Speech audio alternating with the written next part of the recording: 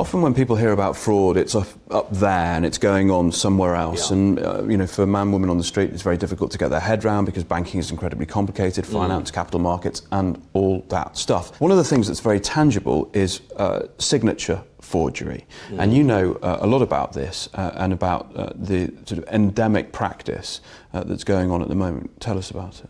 Yes, I mean, the banks are forging documents that go to judges and go to courts, and the signatures on most of the documents are not the signatures of the people they purport to be. And this has gone on an industrial scale. And the trouble is you will get one signature with any number of different names, or the same name with any number of different signatures. And it's not just the bank forging their own people's signatures, but they're also forging their customer signatures, and they've also been forging their actual bank statements. So you can get two sets of bank statements, and they are the same bank statement, the same sort code, the same individual, with completely different figures on them. But it's not just the banks that are milking the system. Right. It is being milked absolutely disgracefully by the main accountancy companies, by some of the legal practices, by some of the major land agents. Properties are being sold off when they have proper values. They're being sold off at a quarter or half their value to their cronies. I mean, this is fraud right across the board. And because the bank has guaranteed the loan and has securitized it, it usually gets back the money twice from a company. Once from the insurance that it has put on the loan, and once when it sells the assets at half their value, and the other half is stolen by the cronies. So it is fraud as a business model? Yeah, I think there was the most extraordinary report written by a lady who worked for Lloyd's called Sally Marston, called the Turnbull Report. And it was written in 2013, the bank got in 2014. It was commissioned by their head of audit and risk, though the bank denied that for several years.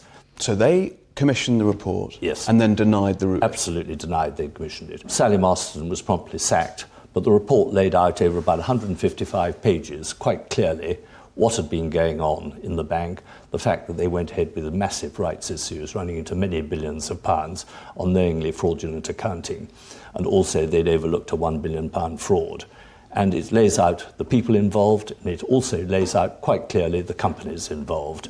Now that report was sent to the Bank of England in 2014, and it was sent to the Financial Conduct Authority at the same time, and they've sat on it. Nothing was done about it. They've still sat on it. And what is worse, Sally Masterton, who was sacked from her job, has eventually, the bank, kicking and screaming, has had to pay her compensation and has admitted very reluctantly that they did commission the report. But the fact that the report is substantiated, they absolutely deny. How does this, Anthony, from your point of view, how does this logically conclude? Because if we continue down this track, it's very clear that the real economy in the UK is going to just get hollowed out. More and more victims of fraud are going to be disenfranchised. And ultimately, if you come to Martin Wolf's piece in the FT, liberal democracy is at threat because the finance sector is going to eat up everything in its path. Yes, I mean, it's critical that we have an honest banking system. We don't need new rules and regulations. There are plenty of rules and regulations in place. What we need are the rules and regulations enforced. And where the failure is coming, that the regulatory authorities are totally failing to enforce the rules that are in place. And it's critical we have a good banking system, but we've got to have an honest banking system. And at the moment, I don't believe that is the case. And until you've got that, you can't have a banking system that's calibrated to serve the real economy. No, you can't, yeah. So ultimately, real enterprise commerce dies at a time when austerity is raging. Yeah. Yes, I mean, I don't think all the banks have been doing this. I think it is some of the banks have been doing it, and they need to be brought to book. And I think we need, and it's not just the banks, it's the accountancy company and the legal practices that support them. And I think where criminal action has taken place, and I believe it has, then we should be using the criminal law to prosecute them. There have been 6 parliamentary debates about this.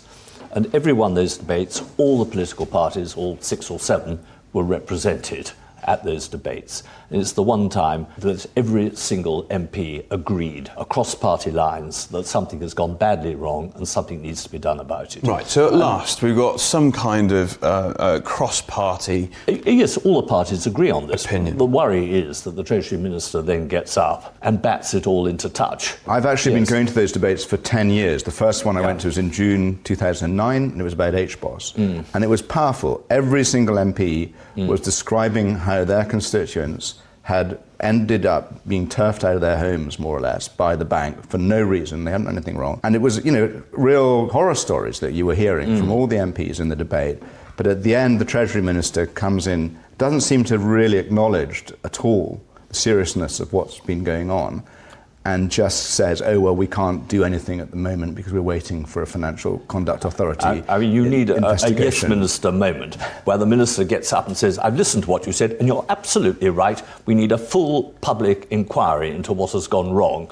And he'll go back to the Treasury and be incredibly unpopular. But I don't think they'd be able to sack him, and no minister's had the courage to do that yet. So they're essentially all cowards, do you think? Well, I think, as yes minister said, you go native, and they do not do what it needs to be done. Into these jobs, you need to put experts, but the experts are almost invariably both conflicted and complicit with the problem. So it's very difficult to bring somebody in from outside. What some of our banks have been up to at a board level is certainly serious. It's certainly organised, and it's certainly criminal. So why don't we treat it as a serious organised crime? Anthony, Ian, thank you both very much for your time.